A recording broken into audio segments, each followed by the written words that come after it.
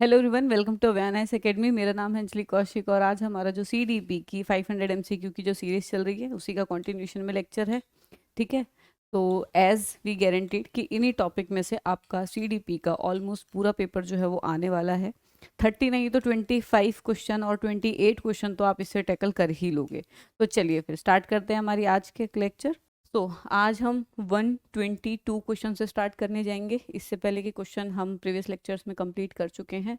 तो चलिए, a creative learner refers to one who is very talented in drawing and painting, highly intelligent, capable of scoring consistently good marks, good at lateral thinking and problem solving.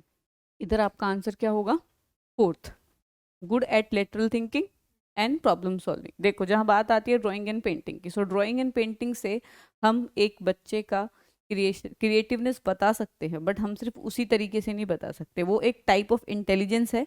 बाकी इससे बाहर भी बहुत चीज़ें होंगी। There are multiple intelligence. Highly intelligent नहीं, intelligent और creativity जो है वो एक टाइम तक पॉजिटिवली कोरिलेट करती हैं। इंटेलिजेंस और creativity till an extent they relate positively, उसके बाद उनका कुछ भी रिलेशन डिफाइंड नहीं है। ठीक है, it can be positive, it can be negative as well, उसके बाद कोई रिलेशन ही नहीं है। Capable of scoring consistently good marks in test, नहीं। ये हम किसकी बात कर रहे हैं? एकेडमिक अचीवमेंट की बात कर रहे हैं। तो हम एक बच्चे की क्रिएटिवनेस को एकेडमिक अचीवमेंट पे भी नहीं देख सकते। क्रिएटिवनेस हम बेसिकली किसको देख सकते हैं? एक तो लेटरल थिंकिंग और एक क्या है आपकी प्रॉब्लम सॉल्विंग। क्यों, कितनी आसानी से अडेप्ट कर लेता है, कितनी आसानी से वो अपने प्रॉब्लम जो उसकी लाइफ में आ रही है उनको सॉल्व कर लेता है। आगे, individual learners differ from each other. ठीक है, जो लर्नर्स हैं वो आपस में डिफरेंट होते हैं। एक तो क्वेश्चन को पढ़ना सीखो। ठीक है, first one is principle of growth and development, rate of development, sequence of development, general capacity of the development. Rate of development हर किसी का अपना होता है। कैपेसिटी तो देखो हम सबकी सेम मान के चलते हैं। जनरल कैपेसिटी, हर एक बच्चे में जो कैपेसिटी है वो क्या है आपकी? सेम होती है। ये चीज़ तो कंसिडर करके चलो। देन सीक्वेंस ऑफ डेवलपमेंट वो भी सेम होता है। एक बच्चा पहले रेंगना सीखता है, फिर वो गुडलियाँ चलेगा घुटनों के बल, देन वो खड़ा होगा, फिर वो चलना सीखेगा। तो sequence will remain the same. Then अगर हम लैंग्वेज डेवलपमेंट की बात करेंगे तो उसमें भी आपका जो सीक्वेंस है वो क्या रहता है? सेम रहता है। देन रेट ऑफ डेवलपमेंट, ठीक है, किसी का कभी होता है, किसी का लेट होता है। अप्रोक्सीमेटली सेम होता है बट डिफरेंस देयर है ना, डिफरेंस इज देयर। हर किसी की अपनी एक डेवलपमेंट का टाइम है और उस हिसाब से वो पर्सन डेवलप करता है।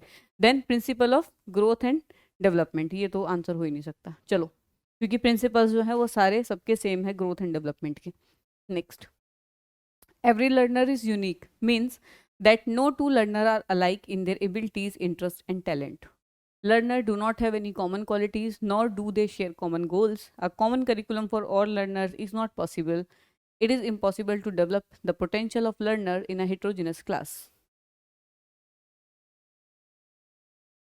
जहाँ हम बात करते हैं यूनिकनेस की, वहाँ हम बात करते हैं एबिलिटीज, इंटरेस्ट और टैलेंट्स की, इंडिविजुअल डिफरेंसेस, है ना। एबिलिटी, इंटरेस्ट और टैलेंट की। Second one says learner do not have any common qualities nor do they share common goals. कोई कॉमन क्वालिटी नहीं होती, कोई भी कॉमन नहीं होती, ये बताओ। There are common qualities. ठीक है, इंडिविजुअल डिफरेंसेस एक एस्पेक्ट में भी हो सकता है और मल्टीपल में भी हो सकता है। ठीक है, तो ऐसा नहीं है कि कोई भी कॉमन नहीं होता, कुछ ना कुछ तो कॉमन होता होगा। ठीक है, then a common curriculum for all learner is not possible. It is possible, we are going through that progressive education के through. Then it is impossible to develop the potential of learners in a heterogeneous class. ठीक है, कि हम heterogeneous अगर class है तो बच्चे का पोटेंशियल डेवलप होगा ही नहीं। हम आज तक हिट्रोजिनस क्लास में ही पढ़ाते आए हैं। इट्स ऑल अबाउट कि इंडिविजुअल डिफरेंसेस या यूनिकनेस के हिसाब से हम अपनी टीचिंग के तरीके को मॉडिफाई कर लें। ठीक है, वो डिपेंड करता है, रादर देन कि हम ये बोल दें कि एक हिट्रोजेनस क्लास है तो बच्चा आगे बढ़ ही नहीं सकता। ठीक है, चलो, कंस्ट्रक्टिविज्म एज अ थ्योरी। ठीक है, कंस्ट्रक्टिविज्म एज अ थ्योरी किस चीज़ के ऊपर फोकस करता है? Focus on the role of imitation, emphasize the role of learner in constructing his own view of the world, emphasizes on memorizing information and testing through recall, emphasizes on the dominant role of the teacher. ठीक है, क्योंकि constructivism है, constructivism में बच्चे की अपनी सोच, बच्चे की अपनी थॉट प्रोसेस, एक इनिशियल नॉलेज नीडेड होती है, उसके बाद बच्चे की खुद की नॉलेज होती है। जैसे हम बच्चे को ABCD सिखाएंगे, देन विल टीच की वर्ड्स कैसे बनते हैं, BAT bat, CAT cat, how they sound, ठीक है, तो फिर हम वो सिखाएंगे। तो बेसिकली नॉलेज जो है बच्चा फिर आगे खुद कंस्ट्रक्ट करेगा पहले की सीखी हुई चीज़ों से, ठीक है। Role of focus on imitation, no, focus of imitation कौन कराएगा? Rote learner. जैसे बच्चा पीछे पीछे बोलता रहे, हम वन बोलेंगे तो बच्चे वन बोलेंगे, ए फॉर एप्पल, तो वो इमिटेशन में चला जाएगा। या फिर जैसे हम साड़ी वगैरह सीखते हैं तो वो किससे सीखते हैं? मम्मी बांध रही होगी, उसको देख के हम सीखते हैं इमिटेट करके, ठीक है। सेम चीज़ को हम एक्ट करते हैं सामने वाले को देख के, दैट इज़ व्हाट, इमिटेट। अब जब हम स्टार्टिंग में सीखते हैं तब तो हम इमिटेट ही कर रहे होते हैं, लेकिन उसके बाद जब हमें आ जाती है देन इट लाइक हम इधर भी घुमा के पहन लेंगे, हम उसे मॉडिफाई भी करना सीख जाते हैं अपने नॉलेज को। Then emphasise on memorising information and testing through recall, recall से टेस्टिंग की बात कर रही है, रूट मेमोराइजेशन है। Emphasise on the dominant role of the teacher, teacher अगर डोमिनेंट है तो फिर ये कौन सा हो गया? टीचर अगर डोमिनेंट रोल प्ले कर रहा है तो कंस्ट्रक्ट तो बच्चा कुछ कर ही नहीं रहा, फिर तो जो टीचर जिस साइड ले जाए वही बात है। Development of concept is primarily a part of emotional development, intellectual, physical, social. इन्होंने बोला है development of concept, development of, पहली बात तो कॉन्सेप्ट की बात हुई है। दूसरी बात, अगर हम यहाँ पे लिखा होता इमोशनल डेवलपमेंट तो इमोशनल जाता, अगर लिखा होता फिजिकल ग्रोथ तो फिजिकल डेवलपमेंट, सोशल लिखा होता तो सोशल डेवलपमेंट। जब कुछ भी वर्ड अगर इसके थ्रू भी हमें नहीं पता चल रहा है, सपोज आपको कॉन्सेप्ट के थ्रू भी नहीं पता चल रहा है, तो गो फॉर द वेग वन, जो ज़्यादा बड़ा है, ठीक है, जो ज़्यादा एरिया को कवरेज दे रहा है, उसको हम वो फोकस करेंगे, तो दैट इज इंटेलेक्चुअल डेवलपमेंट, ठीक है। चलो आगे। Next, heredity is consider as a social structure, primary, secondary, dynamic, static. Heredity is always static, हाँ, can you change it? Basically constant, एक बार अगर है तो वही है। हमारे जीन्स चेंज होते हैं? नहीं चेंज होते। तो हेरिडिटरी इज स्टैटिक थिंग, जो एक बार जन्म के टाइम पे जब सेल्स डिवाइड हो रहे थे तब डिसाइड हो चुकी है इन द मदर्स वॉम, और उसके बाद नहीं डिसाइड होगी, ठीक है। सो आपकी हेरिडिटी क्या होती है? स्टैटिक होती है। क्लियर? चलो, the most intense and crucial socialisation take place throughout the life of a person, during adolescence, during early childhood, during adulthood. Crucial stage of socialisation, adolescence. Adolescence childhood से जब बच्चा puberty की तरफ जा रहा है, मतलब चाइल्डहुड से बच्चा किधर जा रहा है? अडल्टहुड की तरफ जा रहा है, तब उसको क्या बोलते हैं बीच वाली एज को? एडोलेसेंस। अब एडोलेसेंस में क्या है कि मेजर रोल प्ले जो होता है वो आपका किसका हो जाता है? सोशलाइजेशन का हो जाता है। इस टाइम पे बच्चे, हाँ, अडल्टहुड इज, देखो चाइल्डहुड तुम्हारा चलता है 12-13 तक, लड़कियों में 12 तक, लड़कों में 13 तक, ठीक है। हाँ, उसके बाद जो टाइम होता है जो तुम्हारा 12-13 से 18 तक का होता है, जब तक अडल्ट नहीं होता बच्चा, वो क्या होता है? एडोलेसेंस, जिसको हम प्यूबर्टी की एज भी बोलते हैं। हाँ, तो इस टाइम पे सोशलाइजेशन जो है वो ज़्यादा इंपॉर्टेंट हो जाता है। बच्चे देखें घर वालों को लेकर रिबेलियस हो जाते हैं, दोस्त ही सब कुछ है उस टाइम पे, क्योंकि देखो उस टाइम पे स्टेज ऐसी होती है कि बच्चा ये नहीं मानना चाहता कि मैं अभी छोटा हूँ, और माँ बाप ये नहीं मानना चाहते कि बच्चा हमारा बड़ा हो गया। तो दोनों की साइड से ही वो चीज़ें आती हैं, और जब बच्चा 18 साल का होता है, 18 या 19 का होता है, एग्जैक्ट 18 पे तो नहीं, तब तक बच्चे को इस चीज़ की समझ भी आ जाती है कि why these things are going on, क्योंकि बच्चे को अब अथॉरिटी चाहिए। बच्चे को लग रहा है आई एम द वन, मैं सबसे बड़ा हो गया, ठीक है, उसको ऑटोनमी चाहिए काम करने की। पेरेंट्स वो एकदम फ्री वाली ऑटोनमी देने को रेडी नहीं है, बिकॉज दे नो कि that person is still a child, ठीक है। तो इसी वजह से कॉन्फ्लिक्ट ज़्यादा होते हैं, और जो बच्चा है वो इस टाइम पे सोशलाइजेशन बहुत ज़्यादा करता है, और उसका जो सोशलाइजेशन है वो कैसा होगा वही उसकी पर्सनैलिटी बताएगा। यही 16-17 की एज, या फिर हम बोल सकते हैं कि 14-15-16-17 की जो एज है, 14 to 17, इसी टाइम पे बच्चे बिगड़ते भी हैं, इसी टाइम पे बच्चे संभल भी जाते हैं। 18 तक बच्चों को चीज़ें समझ आ जाती हैं, that how things are going on, ठीक है। तो दिस बेसिकली इस टाइम पे सोशलाइजेशन जो है वो इम्पॉर्टेंट है। बच्चे इस टाइम पे रिबेलियस भी हो जाते हैं, और जब बच्चे वापस आते हैं माँ बाप के पास 18-19-20 के अराउंड, तो उसे हम बोलते हैं होम कमिंग, तब उसे बोलते हैं कि अडल्टहुड है। वहां से अडल्टहुड, जहाँ पे बच्चा समझदार हो जाता है। उससे पहले बच्चा सिर्फ दुनिया को नया नया जान रहा होता है, तो बहुत एक्साइटेड होता है, अरे वाह मजा आ गया, ये भी चीज़ होती है, ये भी चीज़ होती है, ठीक है। कॉलेज वगैरह भी स्टार्ट होता है इस टाइम पे, ठीक है। चलो next. helping learners recapitulate or recall what they have already learned is important because it is convenient beginning for any classroom instruction. Relating new information to prior knowledge enhances learning. It is an effective way of revising old lessons. It enhances the memory of learner, thereby strengthening the learning. रिकैपिटुलेट का मतलब होता है कि पुरानी वाली knowledge को पहले वापस बुलाते। कल मैंने एक लेक्चर पढ़ा है, जैसे मैं अभी वाइगॉट्स्की की थ्योरी पढ़ा दूं तो मैं बार बार पूछती हूँ ना कि क्या होता है, दैट इज रिकैपिटुलेट, ताकि तुम्हारे दिमाग में चीज़ बार बार आए। ठीक है, that is needed. Why so? Because नई इन्फॉर्मेशन को अगर हम प्रायर इन्फॉर्मेशन के साथ मिक्स करके पढ़ेंगे तो पढ़ने में आसानी होगी। तभी जब मैं क्वेश्चन आता है तो मैं पूछती हूँ ये कौन सी थ्योरी से है, that's Y I ask that question, तो दैट वो चीज़ पीछे से रिकॉल हो और वो स्कीमा जो है और ज़्यादा स्ट्रेंथन हो। चलो next. According to Piaget, during the first stage of development, birth to about 2 years age, a child learns best by using the senses, by comprehending neutral word, by thinking in an abstract fashion, by applying new acquired knowledge of language. Age पे ध्यान दो। हाँ, as पे ध्यान देना है भाई। इधर जहाँ पे भी प्याजे की थ्योरी आती है एज को ज़रूर देख लो। ठीक है, एज को या थिंकिंग को देख लो। अब 2 साल का बच्चा एब्स्ट्रैक्ट फैशन में तो नहीं सोचेगा, अर्ली चाइल्डहुड है वो, सॉरी लेट चाइल्डहुड है वो। ठीक है, एब्स्ट्रैक्ट वाला। Then by comprehending neutral words, नहीं वर्ड्स कहाँ से सीख लेगा, 2 साल का तो बच्चा है। ठीक है, देन बाय अप, हाँ लैंग्वेज वो पापा डाडा चाचा चल रहा है, प्रॉपर नहीं बोल पाएगा 2 साल का बच्चा। Applying newly acquired knowledge of language, apply नहीं कर सकता, छोटा बच्चा है वो, उसे क्या अप्लाई कराओगे। वो बच्चा 5-6 साल की एज में करता है कि हाँ अब मुझे नॉलेज आ गई है, ये लैंग्वेज ऐसे बोलते हैं, तब वो चीज़ अप्लाई करेगा, उससे पहले नहीं करेगा।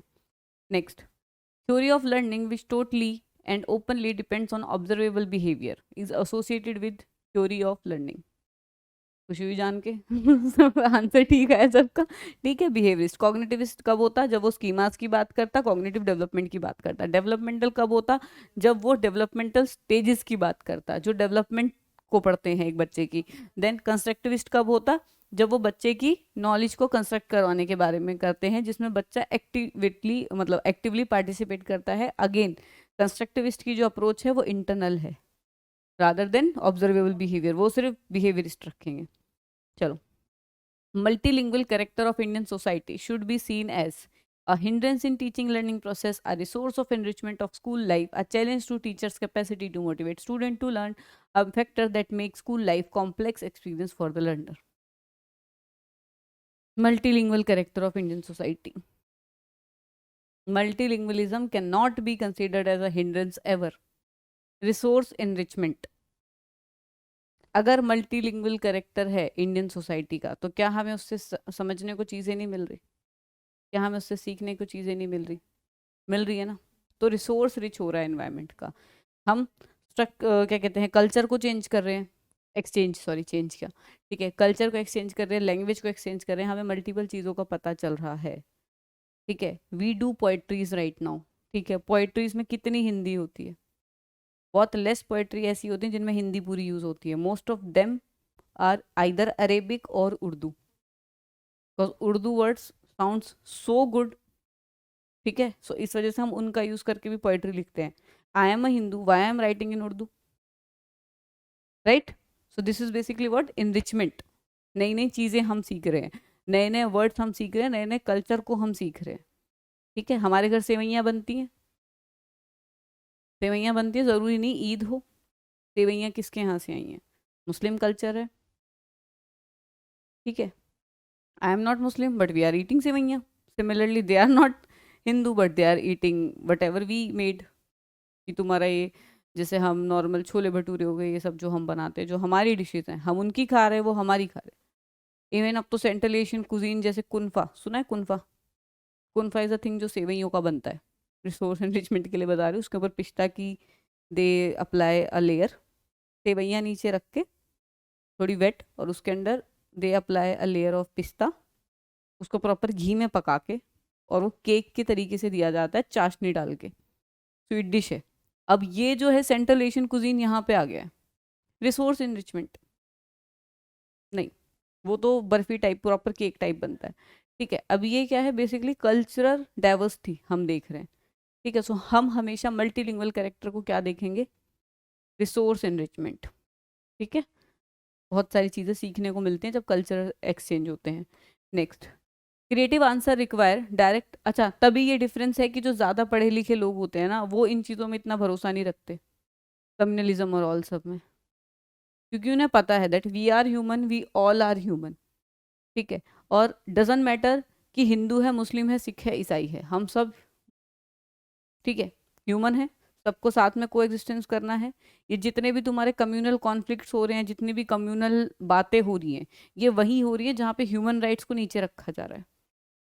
टेक्निकली अगर देखा जाए, सबसे ज़्यादा जो मेजर मुद्दा चलता है वो हिंदू मुस्लिम का चलता है। पर मुझे एक बात, एक प्रैक्टिकल सी बात है, यू कांट, मतलब एक तो पहली बात तो इंडिया डेमोक्रेसी है, ठीक है, फर्स्ट ऑफ ऑल। और वो टाइम जा चुका कि जब लड़ाइयाँ होती थी, मोनार्की क्रिएट हो जाती थी, हिंदुइज्म को वो कर देते थे कि सब हिंदू बनेंगे। ठीक है, जैसे औरंगजेब के टाइम पे जो ये तुम्हारे सिख गुरु थे, ठीक है, तेग बहादुर, जिनके भी रिसेंटली एनिवर्सरी गई है, उनको इसलिए मारा गया था कि वो लोगों को कन्वर्ट नहीं करने दे रहे थे। And that time of Aurangzeb, Akbar was the one जो दूसरे रिलीजन को लेकर टॉलरेबल था, टॉलरेंस उसकी हाई थी। लेकिन औरंगजेब का जो रिजाइन था उस टाइम पे क्या था, वो रिलीजन को लेके नहीं था। ठीक है, उसने क्या कहा, या तो कन्वर्ट करो या मरो। अब वो टाइम है, नहीं हो सकता, पॉसिबल ही नहीं है। ठीक है, तो neither you can do that कि तुम सबको हिंदू बना दो, वो भी ये नहीं कर सकते कि वो सबको मुस्लिम बना दे। तो what is the reason behind this conflict? तुम किस चीज के लिए लड़ रहे हो? जो चीज प्रैक्टिकली पॉसिबल नहीं है, तुम उस चीज के लिए लड़ रहे हो।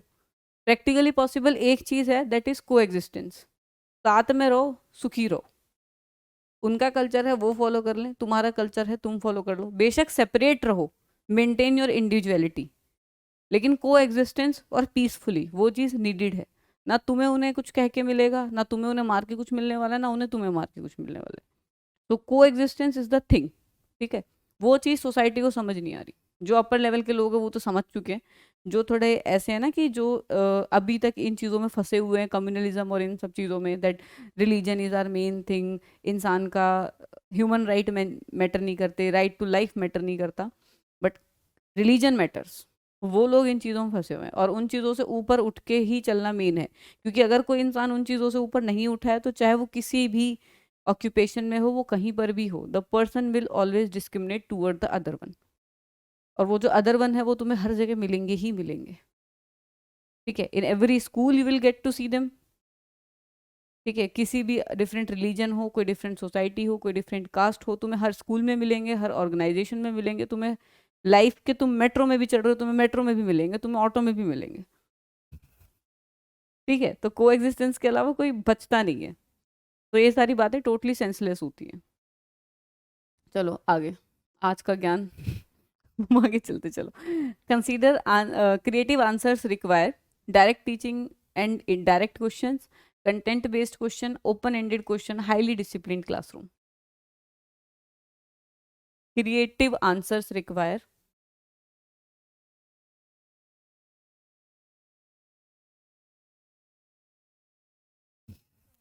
Direct teaching, direct question, which means मैंने एक चीज पूछी,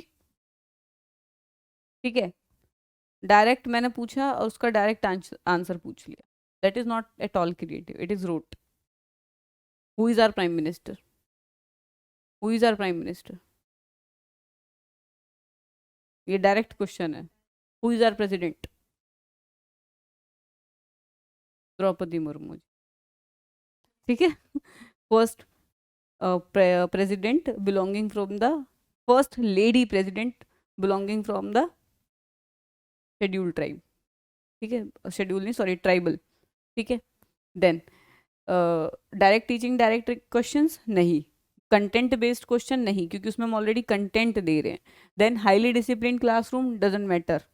ठीक है, open ended question, why so? Open ended question कौन से होते हैं? जिसमें will just give you a direction and will say answer लिखो। अगर मैं ये बोल दूं कि भारत में अभी कम्युनलिज्म का क्या हाल है? एक मैंने वर्ड दिया, कम्युनलिज्म का क्या हाल है, ठीक है। What do you think about Indian communalism?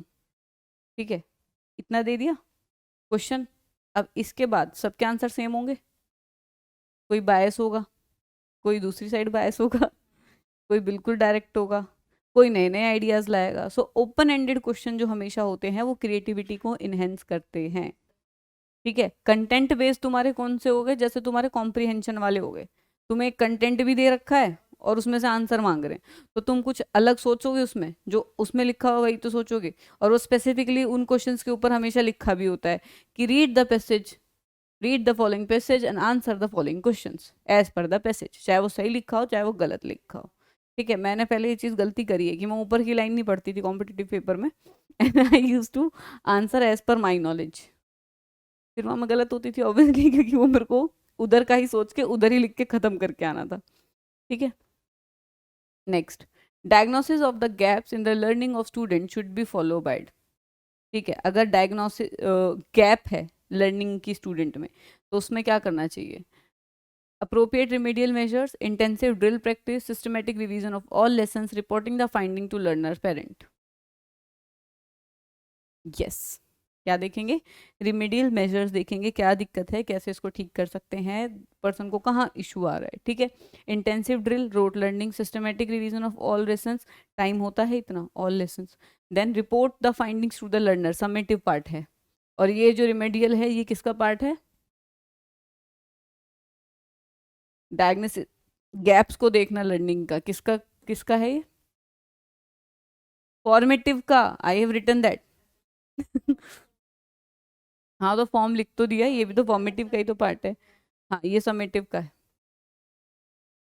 और फॉर्मेटिव समेटिव दोनों मिलके कॉम्प्रिहेंसिव इवैल्यूएशन बनाते हैं, लेकिन हमें ये चीज़ याद रखनी है कि समेटिव में हम बच्चे को सुधार नहीं सकते, बच्चे की प्रोग्रेस को हम डायरेक्ट जजमेंट पास करते हैं, तो दैट्स वाई हम समेटिव से ज़्यादा फॉर्मेटिव पे फोकस करते हैं, ठीक है। सो दैट, और फॉर्मेटिव में तुम्हारा क्या आता है, जैसे मैं अभी क्रॉस क्वेश्चन कर लेती हूँ बात करते करते, so that comes under formative only. If you want answer that question, I will ask you and I'll get back to that theory और वो मैं clear करूँगी फिर, ठीक है।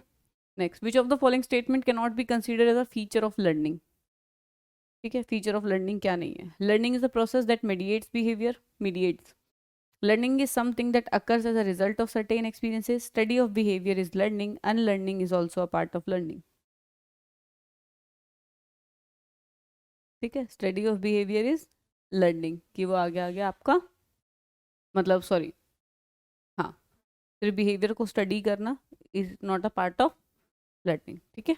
चलो, अब इससे एक चीज़ ये याद रखना, unlearning is also a part of learning. ये चीज़ ये इसमें सीखने की थी, ठीक है। सर्टेन एक्सपीरियंसेस से होती है, correct. Learning is a process that mediates behaviour, affect तो करती है, हाँ। हम्म, नहीं, अनलर्निंग जो हम भूल रहे हैं, वो तो फॉरगेटिंग हो गया। हाँ, अनलर्निंग इज नहीं, हम नहीं सीख रहे, हाँ, हम आलस भी तो सीख रहे हैं आलस itself is a learning, ठीक है। Next, self regulation of learner refers to the ability to monitor their own learning, creating regulation for student behavior, rules and regulation made by the student body, self discipline and control.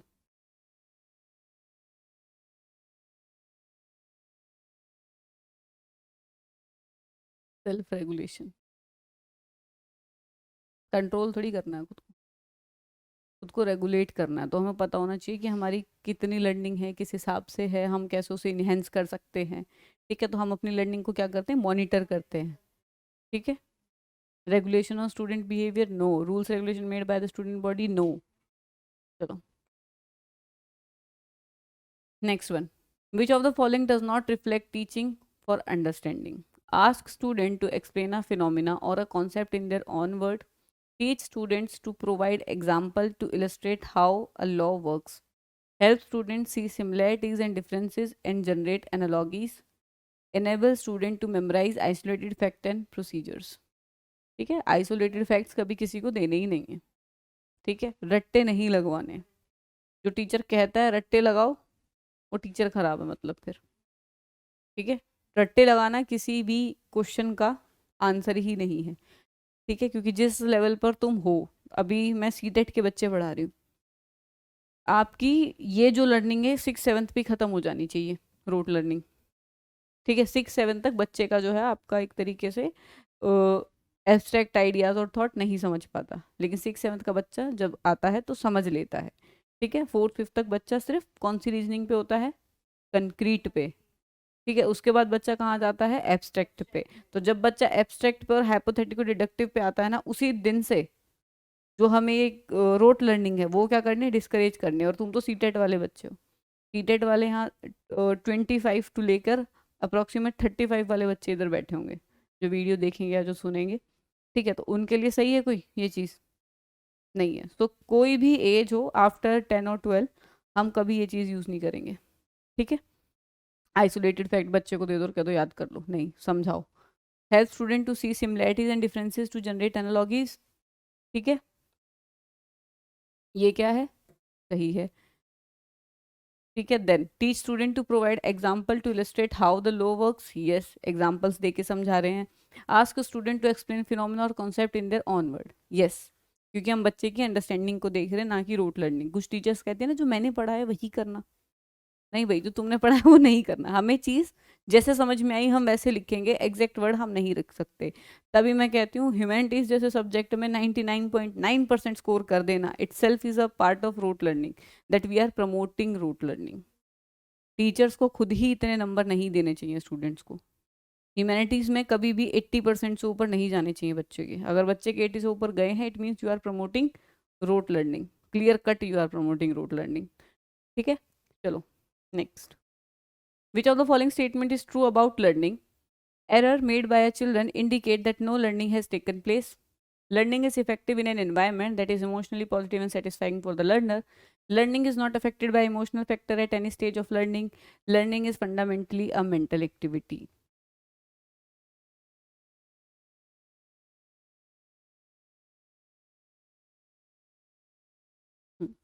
ठीक है, errors made by children indicate no learning has taken place. No, सिर्फ mental थोड़ी होगी, वो बोल रहा है कि फंडामेंटली मेंटल है। हाँ, then learning is not affected by the emotional factor at any stage. नहीं भाई, होती है effect. Learning is fundamentally a mental activity. Fundamentally नहीं है learning, but fundamentally mental activity नहीं है बिल्कुल। Then learning is effective in an environment that emotionally positive and satisfying to the learner. जितना बच्चा खुश होगा, जितना बच्चा इमोशनली अच्छा फील करेगा, उतनी अच्छी उसकी लर्निंग होगी। Human development is based on certain principle. Which of the following is not a principle of human development? Continuity, sequentiality, general to specific, reversible. Continuity, sequentiality, general to specific. Why so?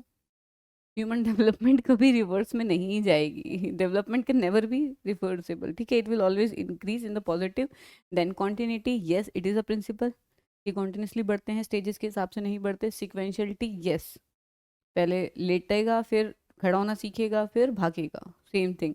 Then general to specific, ठीक है, पहले general चीज़ें सीखता है फिर specific चीज़ें सीखता है। जनरल टू स्पेसिफिक हम ये भी बोल सकते हैं कि जैसे अभी बॉडी की ग्रोथ हो रही है, ठीक है, तो बच्चा पहले सिर्फ हाथ उठाना सीखता है ऐसे, देन बच्चा चीज़ उठाना सीखता है, स्पेसिफिक चीज़ें उठाना सीखता है। सेफोकॉर्डल, इसको हम सेफोकॉर्डल भी बोलते हैं। नहीं, सेफोकॉर्डल होता है जो हेड टू टो जाता है, प्रॉक्सिमो डिस्टल होता है, सेंटर की तरफ जाता है, जिसको हम जनरल टू स्पेसिफिक भी बोल सकते हैं। ठीक है, चलो नेक्स्ट। और हाँ, एक आता है लॉन्गिट्यूडनल में, कि ये पूछ लेते हैं कि लॉन्गिट्यूडनल डेवलपमेंट कौन सी होती है, सेफोकॉर्डल। ठीक है, हाँ। Next, the main purpose of assessment should be to point out the errors of the learner, to measure the achievement of the learner, to decide if the student should be promoted to the next class, to diagnose the remedy gaps in the learning. ठीक है, क्या करते हैं हम assessment, assessment के through ये देखते हैं कि बच्चे की नॉलेज में कितना गैप है, कैसे उसको ठीक कर सकते हैं। एरर्स देखने के लिए नहीं, अचीवमेंट नहीं, उसके लिए अचीवमेंट टेस्ट होता है। Then to decide if the student should be promoted to next, नहीं, सबमिटिव है। चलो, अचीवमेंट भी सबमिटिव है। Next, centrally sponsored scheme of integrated education for disabled children aimed at providing educational opportunities to the children with disabilities in regular school, special school, open school, blind relief association school. yes, क्यों? Special school अगर अलग से होंगे तो again होने discrimination बढ़ जाता है उन चीज़ों में। देन ओपन स्कूल नहीं। हाँ, blind relief association totally different है, वो सिर्फ ब्लाइंड के लिए, देन एक एसोसिएशन है वो तो। Then which of the following is not a sign of reading difficulty among young learners? Difficulty in letter and word recognition, read speed and fluency, understand words and ideas, spelling consistency. Not a sign of reading difficulty among young learners. Young learners की हम यहाँ बात कर रहे हैं, ठीक है, क्योंकि अंडरस्टैंडिंग बाद में आती है, ठीक है। अभी हम क्या बात करेंगे कि ये वाली, sorry, which of the following is not a sign of reading difficulty among young learner? Reading and speed fluency yes, letter and word recognition yes, spelling consistency yes, ठीक है। Next, teacher wants to gifted teacher wants the gifted children of her class to achieve their potential. Which of the following should she not do to achieve her objective? Teach them to enjoy non-academic activities, teach them to manage stress, segregate them on their peers for special attention, challenge them to enhance their creativity. ठीक है, ये सब नहीं करना चाहिए। Segregation is equal to discrimination. Basically क्या होती है? एबिलिटी ग्रुपिंग, ठीक है। Then challenge them enhance their creativity. Challenge क्या करोगे भाई? मतलब चैलेंज इन द सेंस कि हम उन्हें कैसे बोलेंगे कि नए नए आइडियाज़ देंगे, नए नए वर्ड्स देंगे कि इनके थ्रू आप और ज़्यादा क्रिएटिव थिंक करो। Teach them to manage stress yes, teach them to enjoy non academic activities yes, ठीक है। विच ऑफ द फॉलोइंग, क्योंकि देखो ओवरऑल डेवलपमेंट की बात हो रही है, सिर्फ उसकी नहीं हो रही टीचिंग की, एकेडमिक की, सो इस वजह से नॉन एकेडमिक का भी हम ध्यान रखेंगे। Then which of the following is not characteristic feature of intrinsically motivated children? They always succeed, they enjoy doing their work, they display a high level of energy while working, they like challenging tasks. हमेशा नहीं मिल सकती, it is very practical and common sense वाला question कि they will not always succeed, ठीक है। Next, which of the following is not an appropriate tool for formative assessment? Assignment, oral question, term test, quiz and games. Term test, क्योंकि हम term and में कर रहे हैं, है ना, 6 महीने बाद। हाँ, असेसमेंट फॉर्मेटिव में क्या है, साथ के साथ चलता है। जैसे मैं बताती हूँ, मैंने क्वेश्चन पूछ लिया, ओरल क्वेश्चन लिखने के लिए दे दिया, तो फॉर्मेटिव क्या है, साथ के साथ चलता है, ठीक है। टर्म एंड जो है वो एंड में होता है, उसके हिसाब से हम बच्चे को लेबल भी करते हैं, बच्चे के पेरेंट्स से भी बात करते हैं, तो समेटिव का पार्ट है। Next, quiz and games again हम किस लिए यूज़ करेंगे? क्लास को इंटरेस्टिंग बनाने के लिए। Next, learners should not be encouraged to ask many questions as possible, both inside outside the class. Actively interact with the learner in group work. Participate in many co-curricular activities as possible. Memorize all the answer to questions which the teacher may ask. ठीक है, memorise करने के लिए हम उन्हें क्या करेंगे? मना करेंगे, क्योंकि अगेन ये क्या है? रोट लर्निंग है। Apart from it many question inside outside the class, curiosity है, तो बच्चे को हेल्प मिलेगी आगे, ठीक है। देन एक्टिवली इंटरेक्ट अगर वो करेगा तो नॉलेज इंक्रीज होगी ग्रुप वर्क में, ठीक है। सिमिलरली ग्रुप कोऑर्डिनेशन भी बढ़ेगा। पार्टिसिपेट इन मैनी को करिकुलर एक्टिविटीज यस, ठीक है, क्योंकि को करिकुलर एक तरीके से बच्चे का जो इंटरेस्ट है उसके बारे में बता देगा कि किस साइड उसका इंटरेस्ट है, कैसे बच्चा जा रहा है, वो सब पता चलेगा। Next, Irfan breaks toys and dismantle them to explore their component, what would you do? Never let Irfan play with the toys, keep always a watch, close watch, encourage his inquisitive nature and channelize his energy, make him understand that toys should not be broken. क्यों? क्योंकि वो person, बच्चा जो है वो curiosity वाला है, ठीक है, वो जानबूझ के उसे तोड़ के, ठीक है, और उसके छोटे छोटे कंपोनेंट्स को क्या कर रहा है? देख रहा है, ठीक है। तो बच्चे को क्यूरियोसिटी बहुत ज़्यादा है, तो हम उसकी क्यूरियोसिटी को डिस्करेज नहीं करेंगे, ठीक है। चलो next, the statement men are generally more intelligent than women is true, may be true, shows gender bias, is true for different domains of intelligence. What? It is clearly a gender bias thing कि men are generally more intelligent than women. कैसे भाई हो सकती है ये चीज़? हो ही नहीं सकती, लड़कियां हर एग्जाम टॉप कर रही हैं, ठीक है। ये जो एक जनरलाइज्ड वे है बोलने का कि लड़कियों में दिमाग नहीं है। अभी रिसेंटली एक वीडियो भी वायरल हुई है एक टीचर की, जिन्होंने ये चीज़ बोला है कि अरे लड़कियां कैसी है, इन्हें बिना दिमाग के रहना आता है, बहुत मुश्किल हो जाता होगा। उन्होंने ये चीज़ बोली है एग्जैक्टली। वो क्या पढ़ा रहे हैं बच्चों को? लड़कियों को तो अलग से ही सेग्रीगेट कर दे रहे हैं ना कि भैया तुम में दिमाग ही नहीं है, तो फिर मत पढ़ाओ बच्चों को। 50% पॉपुलेशन को घर बिठा दो फिर, जो तुम्हारी फीमेल्स हैं। हम यहाँ पढ़ा नहीं रहे हैं क्या? हम में दिमाग नहीं है? हम में दिमाग नहीं है? अब बीइंग मी, मेरे पास भी ऑल इंडिया रैंक है गेट में, मेरे में दिमाग नहीं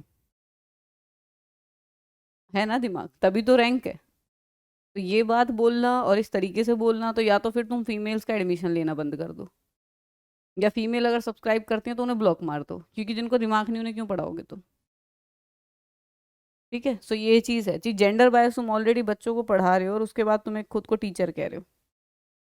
क्लास को अगर तुम्हें एंटरटेनिंग भी बनाना है तो इट शुड नॉट बी कि तुम किसी जेंडर को या किसी भी जो वल्नरेबल सेक्शन है उसको कोई कमेंट कर दो। ऑलरेडी फीमेल एम्पावरमेंट को लेके इतनी सारी चीज़ें चल रही हैं कि पहले भाई फीमेल्स को बहुत वल्नरेबल स्टेट में रखा गया था, इस वजह से अभी वो चीज़ें चल रही हैं। ठीक है, फीमेल एम्पावरमेंट की तुम क्या कर रहे हो उसमें? इंस्टीड ऑफ टेलिंग पीपल कि हाँ भाई female empowerment is a thing, बच्चों को बाहर पढ़ने को भेजो, लड़कियों को भेजो, बच्चों को नहीं, लड़कियों को स्पेसिफिकली भेजो। ठीक है, लड़कियों में दिमाग है। तुम क्लियर कट एक स्टेटमेंट पास कर रहे हो कि लड़कियों पे दिमाग ही नहीं है, चाहे मजाक में कर रहे हो चाहे कैसे भी कर रहे हो, and you are proving that right. ठीक है, सो वो टोटली एक गलत चीज़ है जो बच्चों को ना समझानी चाहिए ना बच्चों के दिमाग में डालनी चाहिए। वो चीज़ क्लास में आनी ही नहीं चाहिए, ऐसे एग्जाम्पल जो क्लियर कट आपको जेंडर वाइज दिखा रहे हैं। अब मैं अगर क्लास में ये बोल के पढ़ाऊँ कि लड़कियों में दिमाग है और लड़कों में नहीं है, मैं हो जाऊँ अगर जेंडर वाइज देन? तो न्यूट्रल रहना एक टीचर की रिस्पॉन्सिबिलिटी है, अगर वो टीचर एक अच्छा टीचर है तो। चलो next. Understanding the principle of development of child helps a teacher in identifying the social status of the learner, identifying the economic background of the learner, rationalizing why a learner ought to be taught, effectively catering to the different learning style of the learner. ठीक है, क्या बोल रहा है question? बताती हूँ question क्या बोल रहा है। Understanding the principle of development of a child help teacher, किस चीज़ में टीचर को हेल्प करता है? आइडेंटिफाइंग सोशल स्टेटस नहीं, इकोनॉमिक बैकग्राउंड नहीं, इकोनॉमिक इज अबाउट मनी। ठीक है, social status is about casteism and all. Then rationalising why the learner ought to be, बच्चे को क्या पढ़ाना है? हाँ, rationalising why the learner ought to be taught. ठीक है, then effectively catering the different learning style of the learner, so that learning की जो डिफरेंट स्टाइल्स हैं उन सबको हम कैटर कर सके। Next, Christina took her class for a field trip and after coming back she discussed the trip with her students. It may be connotated as assessment of learning, assessment for learning, learning of assessment, learning of assessment. Field trip पे लेके गए और after coming back उन्होंने discuss करा trip के बारे में students के साथ, है ना? किसका देख रहे हैं? Assessment of learning. पहले हमने लर्न कराया है ट्रिप के ऊपर, उसके बाद हम उसे नहीं, असेसमेंट ऑफ लर्निंग होता है, असेसमेंट फॉर लर्निंग होता है। ठीक है, देन असेसमेंट एज लर्निंग होता है, और हाँ, और असेसमेंट विद लर्निंग होता है। हाँ, ठीक है, ये नहीं होता। चलो नेक्स्ट, ये मतलब लिखने का तरीका इनका बेसिकली डिफरेंट है। ठीक है, लर्निंग फॉर असेसमेंट तो टीचर करेगा ना भाई। ठीक है, next, the statement an important pre condition for the proper development. बाकी किसी में भी अगर डाउट रहता है ना तो एक बार कॉम्प्रिहेंसिव कोर्स देख लेना पेपर से पहले, उसमें सारा ही है। The statement an important pre condition for the proper development of a child is ensuring his her healthy physical development is untrue as physical development does not affect other domains of development in any way, may be incorrect as development varies from individual to individual, is true because physical development occupy the topmost place in the sequence of development, is true because physical development is interrelated with other domains of development. An important precondition for proper development of a child is ensuring his or her healthy development. Fourth, why so? As I told, मैंने बहुत बार बताया है कि development सारी क्या है, सारी ही development कैसी है तुम्हारी? इंटरलेटेड, चाहे किसी भी डोमेन में वो चीज़ हो। ठीक है, कैसी है? इंटरलेटेड। चलो next, the social expectations of each stage of development is referred to as developmental task, developmental need, development hazard, developmental domains. Why so? It is expectations, ठीक है। एक्सपेक्टेशन का मतलब क्या है, ये चीज फुलफिल करनी ही करनी है as per that stage of development, ठीक है। तो वो क्या है, डेवलपमेंटल टास्क है। नीड कब होता, जब वो इंट्रिंसिक आती बच्चे की और बच्चे को उतना डेवलप होना पड़ता अगली वाली स्टेज के लिए। देन डेवलपमेंटल हैजार्ड्स जो आपकी गलत हो जाती हैं, और डेवलपमेंटल डोमेन्स के आप किस किस एरिया में डेवलप कर रहे हो, can be physical, can be emotional, can be cognitive, ठीक है, कैन बी इंटेलेक्चुअल। चलो next, development proceeds from center to body in an outward direction. Development proceeds from bottom to top, is unidimensional, is not influenced by the environmental factors. Center of the body to proximodistal, ठीक है। proximodistal जब तक बच्चा छोटा होता है, बिल्कुल जब चलना सीखता है, तब कौन सी होती है, सेफोकॉर्डल, सेफ्लोकॉर्डल। दैट्स बेसिकली व्हाट, पहले सर उठेगा, फिर ये कंधे उठते हैं, फिर पैर और फिर नीचे, तो वो सर से टो की तरफ जाती है। देन उसकी जो डेवलपमेंट है उसके बाद क्या हो जाती है, प्रॉक्सिमोडिस्टल हो जाती है। पहले हाथ उठेगा, मतलब पास से, फिर स्पेसिफिकेशन पे जाती है, दैट इज हाथ एंड ऑल। पहले उसका हाथ नॉर्मल ऐसे जाएगा, then slowly slowly the person, जो भी बच्चा है, वो एक पेन को उठाना या सामान को उठाना सीख लेगा। पहले वो हाथ उठाना सीखेगा, ठीक है। तो ये क्या है कि पहले ये चीज डेवलप हो रही है, देन हाथ उठ रहा है, कोनिया डेवलप हो रही है, देन ये डेवलप हुआ, एंड में क्या डेवलप हुआ, ये हुआ। तो that is what, proximo distal. ये कौन सी बात हो रही है, प्रॉक्सिमो डेवलपमेंट, ठीक है। Centre of the body to outward direction. चलो, development proceed in direction of longitudinal axis. This principle of development is called principle of cephalocaudal, cephalocaudal, longitudinal axis भैया, लॉन्गिट्यूडनल एक्सिस। प्रॉक्सिमो तो, हाँ ठीक है, तो सेफोकॉर्डल। Contemporary theorists consider childhood as a social construction, as a sacred period in all culture, as a period of great stress and anxiety, as a period of development till the age of puberty. Yes, क्या है, social construction की, जैसे जैसे society है वैसे वैसे वो बच्चों को बनाती है, ठीक है।